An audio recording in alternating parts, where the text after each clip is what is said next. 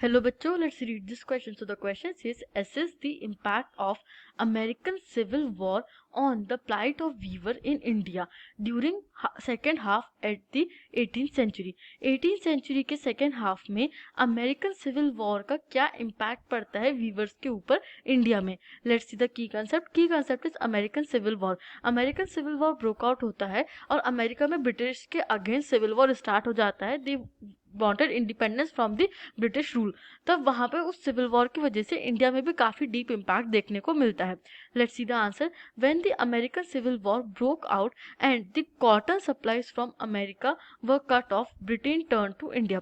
क्या होता है, American civil war broke out हो जाता है और तब तक के America was the main supplier of cotton to Britain. जो ब्रिटेन की जितनी भी इंडस्ट्रीज थी, कॉटन इंडस्ट्रीज थी, उनमें मेन सप्लायर अमेरिका होता था. तो कॉटन सप्लाईज भी खत्म हो जाती है, टूट जाती है, कट ऑफ हो जाती है अमेरिका से, और ब्रिटेन इंडिया की तरफ टर्न हो जाता है कॉटन सप्लाईज के लिए.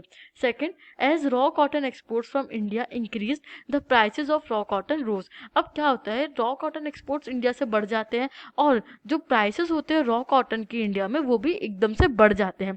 Third is weavers in India were starved off supplies and forced to buy raw cotton at higher prices. अब वीवर्स के साथ क्या सिचुएशन बनती है कि उनको सप्लाईज नहीं मिल पाती हैं. क्यों? क्योंकि यहाँ पे एक तो डिमांड बढ़ जाती है जिस वजह से प्राइसेस बहुत ज़्यादा बढ़ जाते हैं रॉ कॉटन के, और जो भी कुछ बचा होता है वो कहाँ चला जाता है, वो एक्सपोर्ट्स में चला जाता है, वो ब्रिटेन चला जाता है.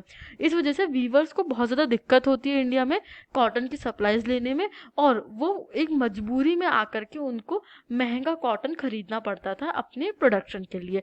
तो इस तरीके से हम अमेरिकन सिविल वॉर का इम्पैक्ट देख सकते हैं कि वीवर्स के ऊपर भी बहुत ज़्यादा इम्पैक्ट पड़ा था अमेरिकन सिविल वॉर का. I hope you understood this question. Thank you and best of luck.